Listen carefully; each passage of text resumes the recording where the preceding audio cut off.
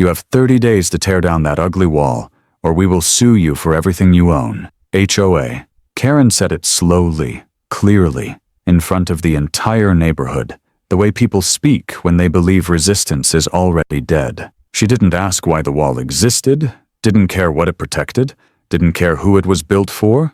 She laughed while holding the notice like a trophy, smiling as if humiliation was part of the fee she collected every month. She told everyone the wall made the neighborhood look cheap. She said it ruined the image they had worked so hard to maintain. She said no one wanted to live next to something that looked like a bunker. She said we would comply or be destroyed financially. She didn't pause to see if I flinched.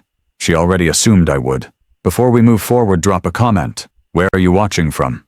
I told her I had tried to warn them. I told her I wasn't guessing. I told her I was a retired Army Corps engineer who had spent decades watching water turn confidence into wreckage. The room laughed with her. Someone joked about a 100-year flood never happening here. Someone else said this was Colorado, not a swamp. HOA Karen nodded, pleased, because nothing strengthens bad authority like a crowd that wants to believe it's safe. Less than a week later, I was standing dry inside my living room, watching that belief drown. The rain didn't ask permission. The creek didn't negotiate. Water poured into the street like it had been waiting for a reason. I watched HOA Karen from behind the glass as she waded through waist-deep sludge, slipping, soaked, and panicking. Her heels were gone. Her clipboard was gone. Her authority was gone. She slammed her fist against my door and screamed my name like it was a lifeline. She begged me to let them in. She said her house was flooding. She said everything was ruined. She said the entire street was underwater. Behind her, cars floated sideways, bumping into mailboxes like abandoned toys. Expensive homes filled fast, water-climbing walls that had been chosen for their look instead of their location. The wall she mocked didn't move. Not a crack, not a leak, not a single drop crossed it. While chaos swallowed the neighborhood, my living room stayed quiet. That silence wasn't luck. It was preparation doing exactly what it was built to do. As she stood there pleading, something else surfaced just as clearly as the water. The realization that this flood wasn't just natural. It was enabled, because the money meant to protect this neighborhood had never been used for protection at all. The funds collected in the name of safety had vanished into landscaping, fees, and private pockets. Karma didn't arrive with drama. It arrived on schedule. This wasn't a misunderstanding. It wasn't a freak event. It was the predictable end of arrogance mixed with corruption. What you're about to hear isn't a story about weather. It's about power. It's about what happens when appearance matters more than survival.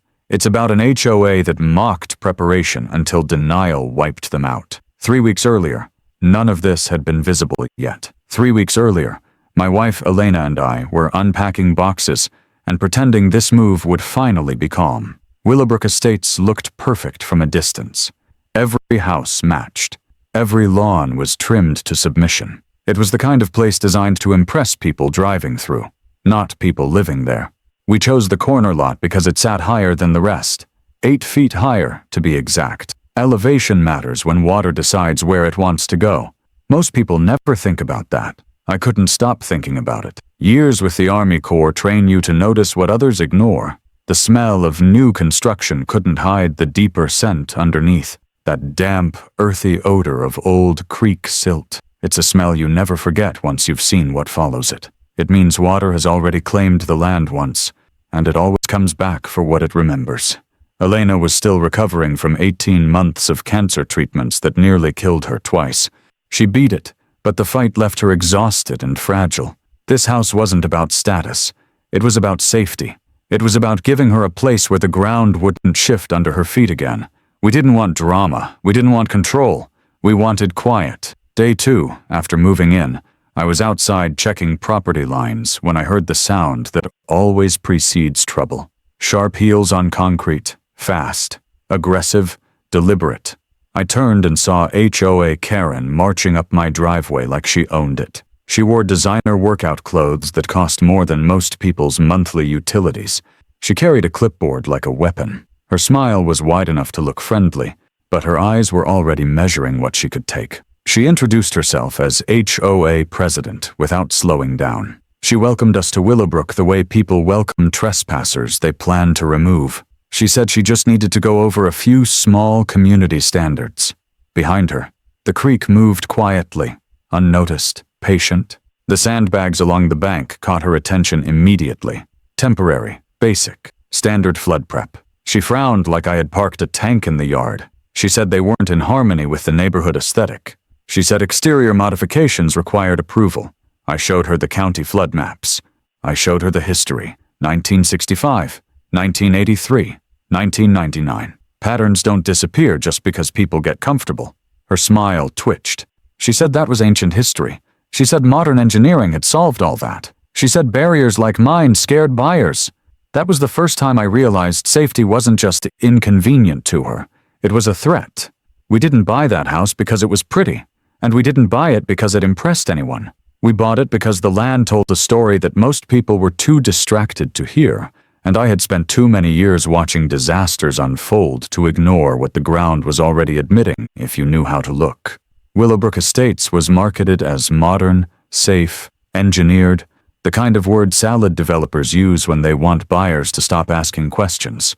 But underneath the clean sidewalks and identical roofs was a floodplain pretending it had evolved. The creek wasn't decorative. It was disciplined, narrow, only because it had been forced to behave. And every engineered system around it assumed perfect conditions forever, which is how people get hurt. When you work flood control long enough, you stop believing in forever, because water doesn't care what year it is, or what brochure someone printed. I spent over 20 years with the Army Corps of Engineers, not behind a desk guessing, but on sites where levees failed, where channels overflowed, where entire towns learned in one night that optimism doesn't stop physics. I'd seen communities argue about cost right up until water erased the argument entirely. I'd seen officials promise upgrades that never came, budgets that evaporated, and residents left holding policies that didn't pay.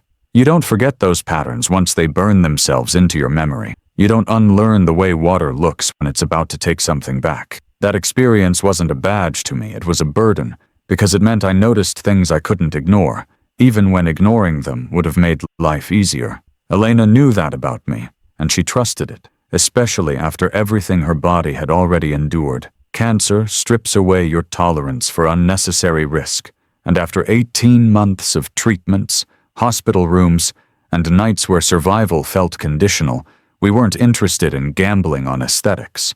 We needed predictability, rest, and safety, not approval from strangers with clipboards. The move was already exhausting for her, and the last thing either of us wanted was conflict with people who mistook authority for competence. We didn't announce our concerns to anyone, didn't stir conversations, didn't challenge the HOA. We just prepared quietly, because preparation doesn't need permission when it's done responsibly.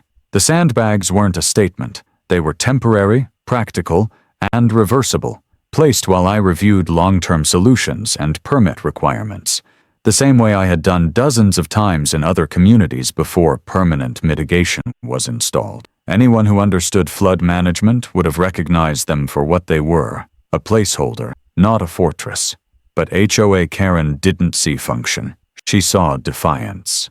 From the moment she spotted them, her tone shifted, and that's when I understood that this wasn't about safety clashing with ignorance. It was about safety threatening control. When I showed her flood maps, she didn't dispute the data. She dismissed the relevance, because acknowledging risk would have required acknowledging responsibility, and responsibility was the one thing her authority couldn't survive. Her confidence wasn't rooted in understanding. It was rooted in repetition, the belief that if something hadn't happened recently, it wasn't real, and that belief had clearly spread through the neighborhood like a shared delusion, reinforced by silence. She spoke for the HOA as if it were a single mind, but what she really represented was convenience, the comfort of not thinking about unpleasant possibilities. When she waved that violation notice at me, already filled out, already threatening legal action, it became clear that the rules existed less to guide behavior and more to enforce obedience. There was no discussion, no review, no curiosity, just a countdown, because authority that listens risks losing its edge. Standing there with Elena beside me, watching HOA Karen drive away after delivering that ultimatum, I felt the familiar weight of inevitability settle in. The The same feeling I'd had before storms that officials swore wouldn't breach. Before channels that engineers insisted were sufficient failed exactly where they always do. This wasn't a disagreement that could be talked through, because the moment data was rejected in favor of image, the outcome became a matter of time. That was the moment I stopped thinking about whether the HOA would back down and started thinking about how far the damage would spread when they didn't. Because people who deny risk don't change until reality removes the option. The HOA didn't operate like a community organization. It functioned like a control system, quiet when unchallenged and ruthless when questioned. And HOA Karen sat at the center of it, with the confidence of someone who had never been meaningfully opposed. Every rule was written vaguely enough to be bent, every enforcement selective enough to send a message, and every meeting staged to reinforce who was allowed to speak and who was expected to comply. Authority didn't flow from consensus. It flowed from fear of becoming the next example. People weren't convinced the HOA was right. They were convinced resistance was expensive. Once the wall became a point of focus, the pressure escalated fast, but never loudly. HOA Karen didn't shout, didn't threaten in public again. She didn't need to. The violation notices multiplied, each one minor on its own, each one framed as procedural, but together they formed a constant hum of stress meant to wear us down. Landscaping issues, timing violations, aesthetic complaints that contradicted each other, all delivered with polite language and legal undertones. It was bureaucratic harassment, designed to look reasonable while draining energy and resolve. Then came the social layer, which was far more effective. Invitations stopped without explanation. Conversations ended abruptly when we approached. Neighbors who had smiled days earlier suddenly avoided eye contact like it was contagious. HOA Karen didn't have to tell anyone to freeze us out. She only had to imply that alignment was expected, and people complied because belonging is powerful leverage. Isolation doesn't leave bruises, but it changes behavior faster than threats ever could. The harassment stayed indirect on purpose. A dead fish appeared in our mailbox one morning, placed carefully, deliberately, as if someone wanted us to know they could cross that line without consequence. Tire tracks cut through Elena's flower beds overnight, destroying something she had planted with careful hands during recovery, and no one saw anything. No cameras caught anything. No responsibility existed anywhere. That's how HOA power protected itself, by encouraging actions that couldn't be traced while maintaining clean hands at the top. Elena felt it first. She noticed the silence, the sudden absence of casual kindness, the way the neighborhood felt colder even on warm days. Cancer already teaches you how quickly people disappear when things get uncomfortable, and watching it happen again in a place we had chosen for peace hit harder than either of us wanted to admit. The HOA wasn't just enforcing rules. It was rewriting social reality, turning preparation into suspicion and caution into deviance. The moment that stripped away any remaining doubt came when HOA Karen's influence reached into Elena's cancer support group. Someone new joined, someone who lived nearby, someone who framed concern as care while planting doubt about my stability, my mental health, my anger. The suggestion that Elena wasn't safe at home wasn't an accident. It was a calculated attack on credibility, because once someone is labeled unstable, their warnings become noise. That tactic was familiar, too familiar, and it revealed just how far HOA Karen was willing to go to maintain control. That was the line she couldn't uncross quietly. Targeting me was one thing. Targeting Elena's recovery was something else entirely. The abuse was no longer about compliance. It was about silencing, and silence is the most dangerous condition in a floodplain. That's when I stopped reacting and started documenting, because emotional responses exhaust you, but evidence outlasts authority. I didn't need to beat the HOA publicly yet. I needed to understand it completely, because systems that rely on fear always hide their weakest points behind paperwork. I stopped engaging with the HOA the moment I understood that logic was not the battlefield they intended to fight on, because when power refuses reason, the only thing that breaks it is exposure. I went quiet publicly and loud privately. shifting my energy into records, numbers, and timelines, the places where authority leaves fingerprints without realizing it. HOA Karen counted on apathy and complexity to protect her, the assumption that no one would ever take the time to read what was technically available to everyone. She was right about most people. She was wrong about me. HOA budgets are public documents, but they're buried under language designed to bore rather than inform, and that's where the truth usually hides. I pulled every financial statement I could find, month by month, year by year, and started tracing where the flood mitigation fees were supposed to go. $200 per household per month didn't sound dramatic until you did the math, until you saw the annual totals stack up into figures that should have been translated into serious infrastructure. For a development the size of Willowbrook, that money should have paid for upgraded drainage, reinforced channels, retention systems, and contingency planning. Instead, it paid for nothing that actually stopped water. Line after line told the same story. $0 allocated to flood control, not delayed spending, not pending projects. 0.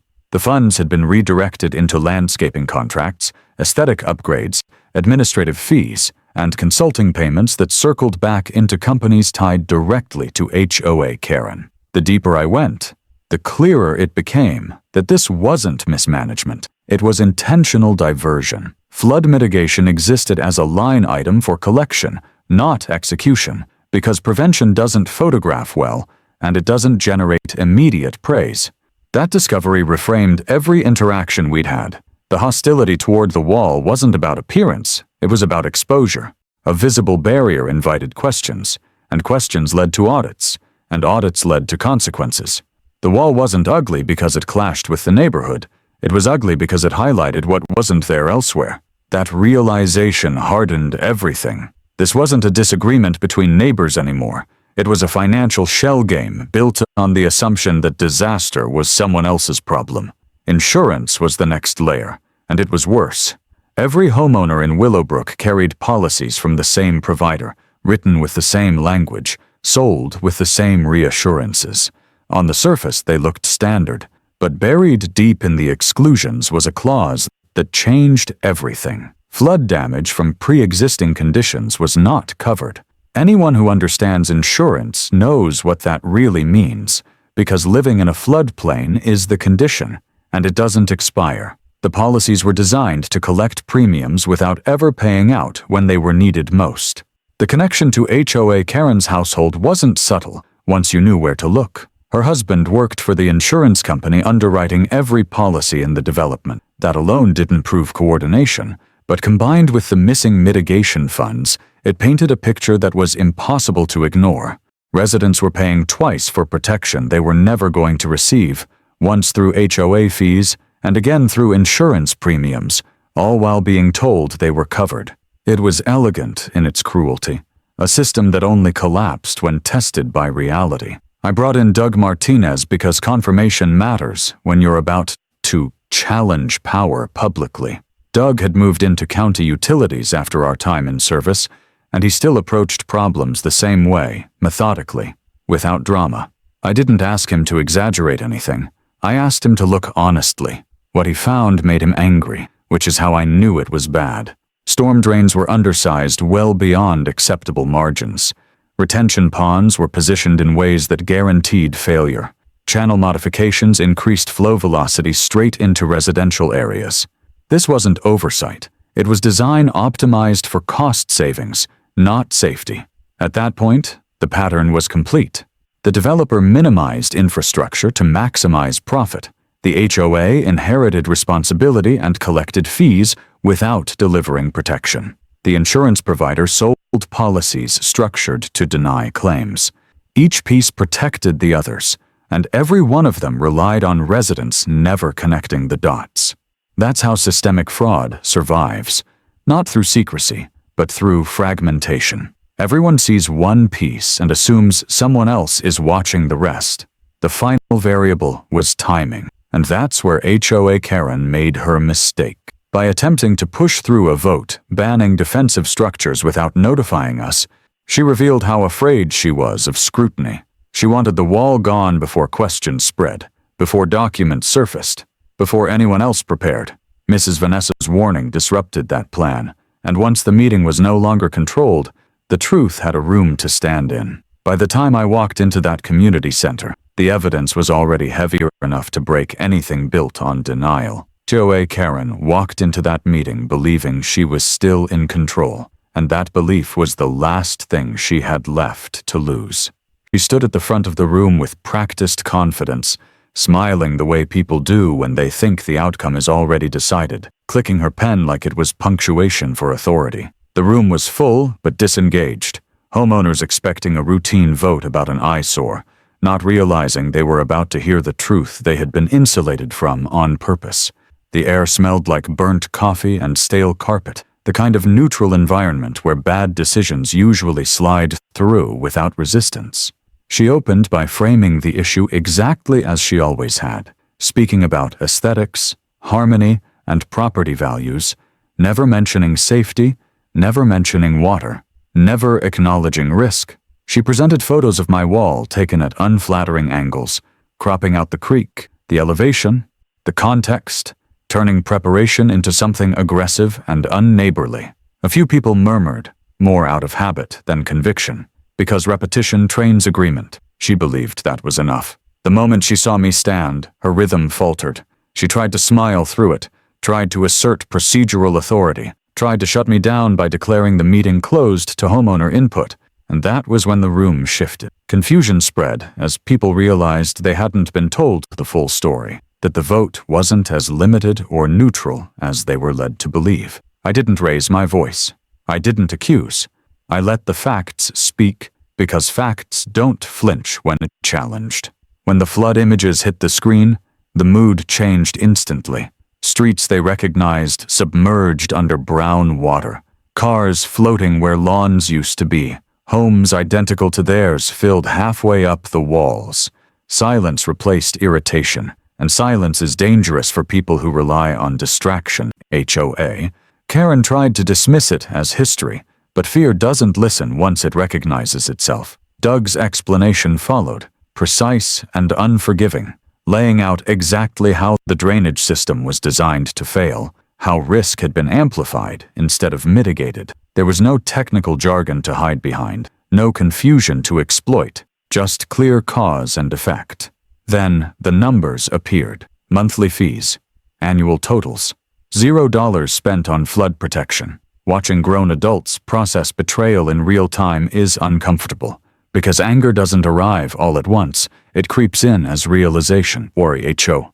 Karen's face tightened as questions came faster than she could answer, each one cutting through another layer of justification. When the insurance connection was revealed, when the exclusion clause was explained, when the room understood that their policies would not protect them when water came, something broke that couldn't be repaired. The vote to suspend her didn't feel dramatic. It felt inevitable. 43 people raising their hands not out of unity, but out of self-preservation. HOA Karen didn't argue. She grabbed her purse and left, and the absence she created was louder than anything she could have said.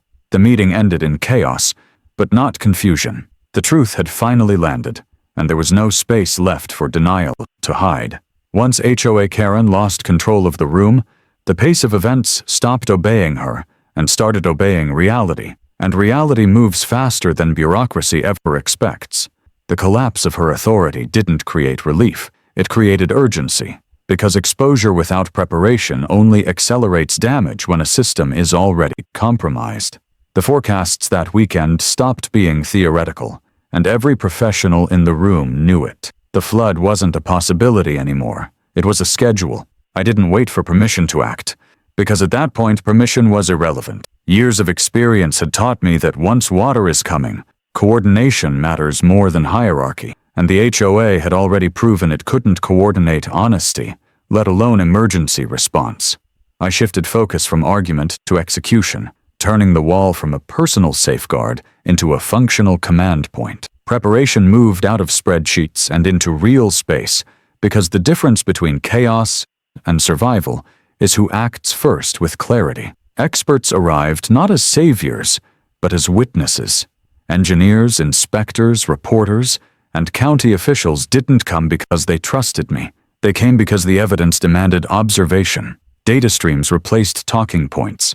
Cameras documented what denial had hidden.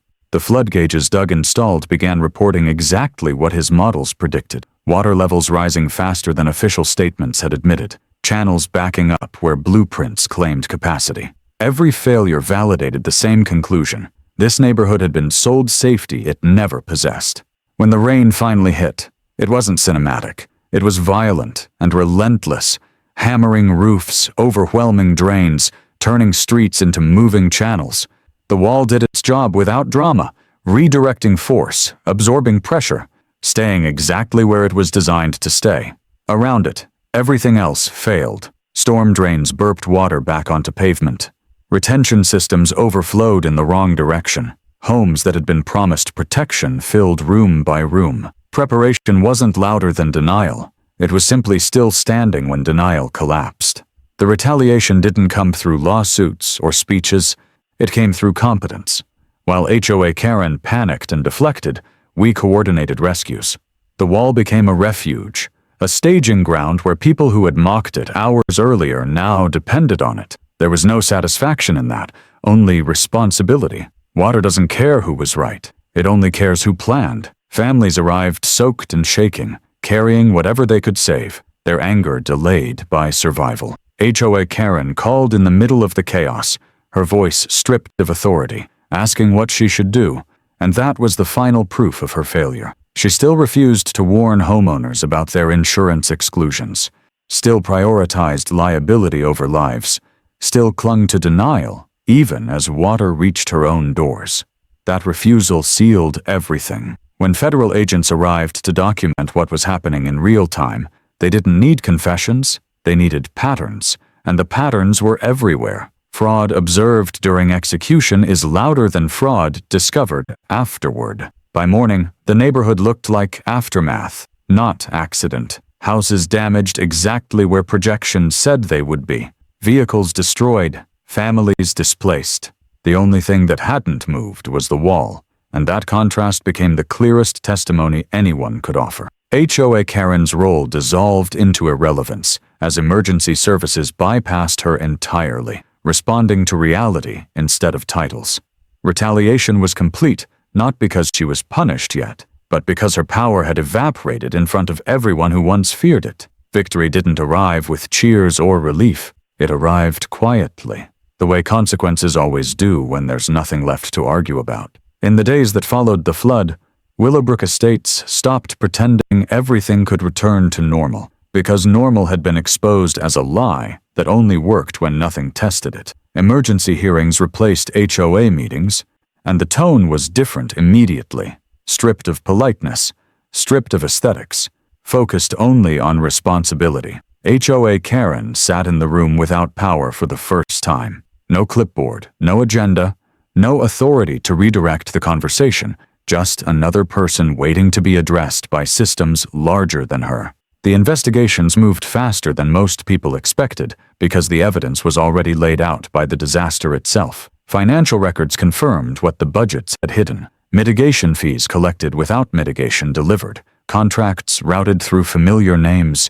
Insurance policies structured to fail the people who trusted them. There was no room left for interpretation, no narrative left to spin, because the water had already testified. Every damaged home, every denied claim, every failed drain aligned too perfectly with the data to dismiss.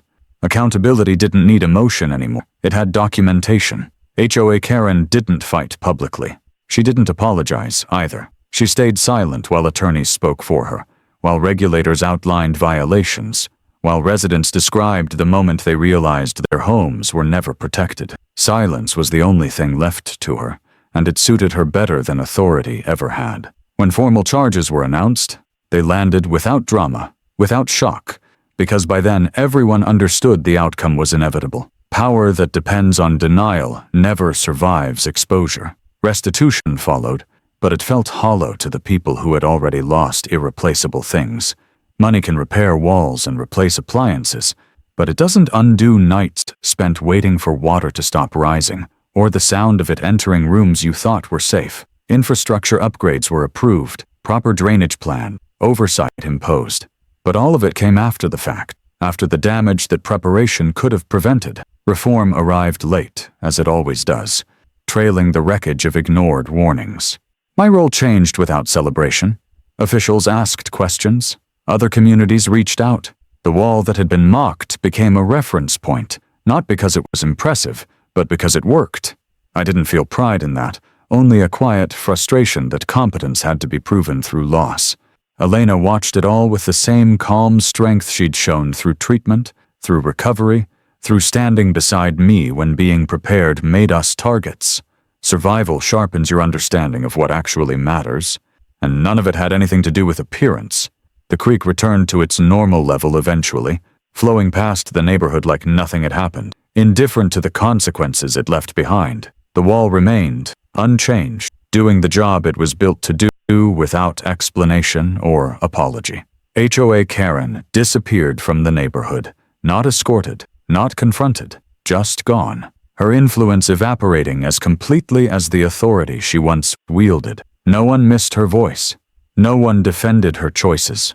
There were no speeches at the end, no lessons handed out, no sense of closure that felt clean. Life moved forward because it had to, because that's what happens after denial finally runs out of room. The neighborhood rebuilt with fewer illusions and more questions, and the wall stayed where it was, no longer mocked, no longer debated, just present. HOA Karen never argued again.